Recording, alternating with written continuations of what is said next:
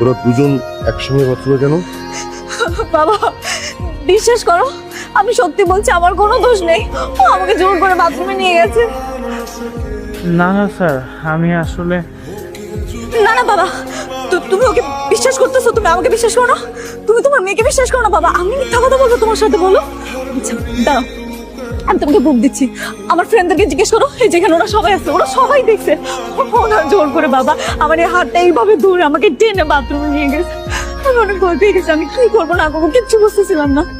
Sir, sir আপনি মিশা কথা কইতেছেন। আমি এমন কিছু ও মিথ্যে কথা বলছে না? এখানে যারা সবাই আছে সবাই মিথ্যে কথা বলছে, আর তুই একা সত্যবাদী। তুই আজকেই আমার বাড়ি থেকে চলে যাবি।